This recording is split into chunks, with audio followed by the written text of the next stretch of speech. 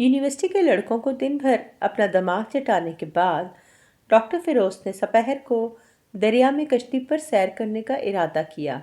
दरिया के किनारे पहुंचकर एक मल्लाह को कश्ती लाने का इशारा किया। कश्ती पर सवार होकर उसको धारे पर छोड़ देने का हुक्म दिया और खामोश बैठ रहे। आपकी नज़रें इस वक्त उस लंगोट बंद और महज 70 पोश वरना बरहना मल्लाह पर जमी हुई थी, जो मुसलसल मशीन की तरह अपना हाथ चला रहा था। डॉक्टर फिरोज इस वक्त भी दिमागी उलझनों से आज़ाद न थे। कुछ नहीं तो इस वक्त यही फिक्र थी कि इस मलाह और एक जानवर में क्या फ़र्क है।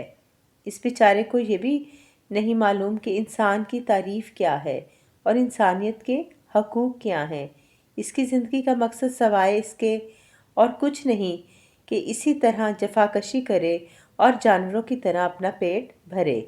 देर तक इन्हीं उलझनों में मह रहने के बाद यकायक आपने मलाह से पूछा, क्यों जी, तुमको मालूम है बायोलॉजी किसको कहते हैं? मलाह ने निहायत सादगी से कहा, हम का जाने बाबूजी, कौनो बरवा हुए है। क्या जाने बाबूजी, ये कौन सा पौधा है? प्रोफेसर ने हकारत के साथ मुंह चढ़ाकर कहा, नो नो, बरवा क्या मायनी, पौधा। ये पौधा नहीं है। मैं पूछता हूँ कि बायोलॉजी से तुम वाकिफ हो? मलाह ने फिर प्रोफेसर को आंखें फाड़ कर देखा और अपने मखसूस अंदाज में कहा, बालू को पूछत हो बाबूजी, जो नदी किनार होत है। यानी क्या बालू को पूछ रहे हो बाबूजी, जो नदी किनारे होती है? प्रोफेसर साहब ने दांत पीस कर कहा, शेम शेम, अफसोस कि तुमने अपनी ज़िंदगी बेकार गंवाई। ये बताओ कि यूनान के हकीमों में से सबसे बेहतर किसको समझते हो? मलाह ने कहा, सरकार, हम हकीमन से बहुत दूर भागत हैं। हमरे बेद जी बड़े होशियार आहें। यानी सरकार, हम हकीमों से बहुत दूर भागते हैं, हमारे वेद जी बड़े होशियार हैं। प्रोफेसर साहब ने अपनी रान पर घोंसा मारते हुए कहा, ओह नॉनसेंस, तुम तो बिल्कुल होपलेस हो। तुम्हारा नाम क्या है?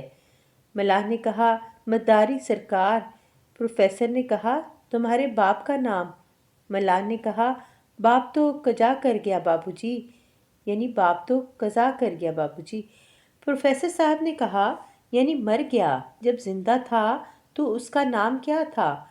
मलाह ने आजिज़ी के साथ कहा, ना ही जानत सरकार, नहीं मालूम सरकार।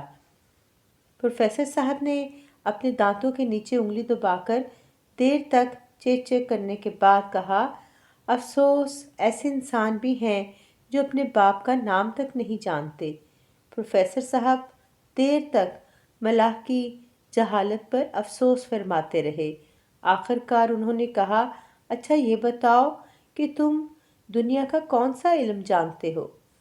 मलाह ने कहा, जॉन कहो बाबूजी, जो कहो बाबूजी।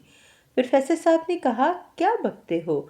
अच्छा एक बात का जवाब दो, तुम जोग्राफिया जानते हो? मलाह ने कहा, ना ही बाबूजी, यो हमारी बस्ती में ना ही रहत। नहीं बाबूजी, यह हमारी बस्ती में नहीं रहता।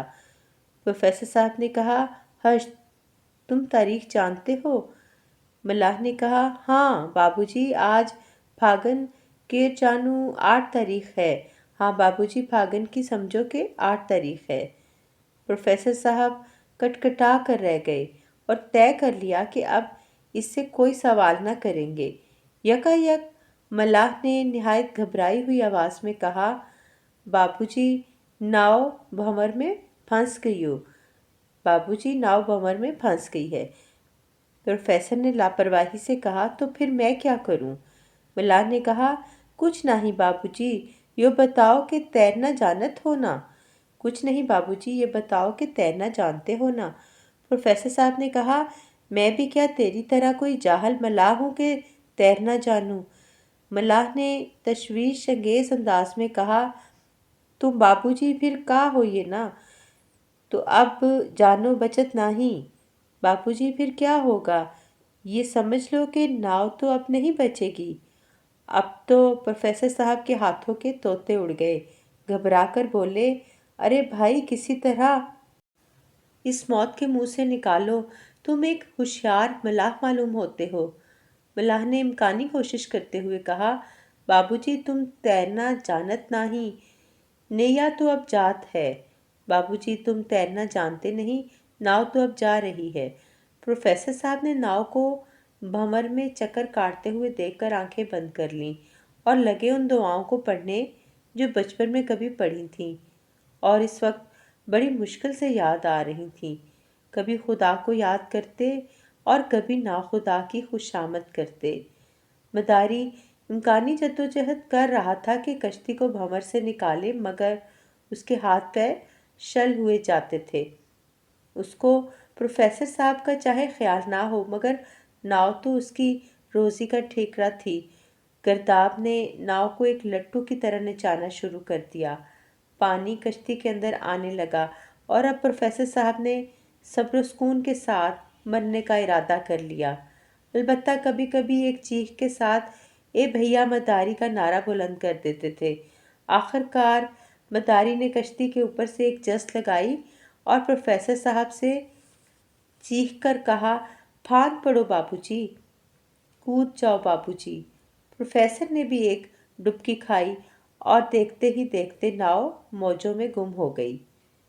ڈاکٹر فیروز کی جب آنکھ کھلی تو وہ ملاح کی جھونپڑی میں پیال پر پڑے ہوئے تھے اور مداری قریب ہی بیٹھا حقہ پی رہا تھا۔ ڈاکٹر فیروز کو بیدار دیکھ کر مداری نے کہا، اٹھو بابو جی، اب تم اچھے ہو گوت۔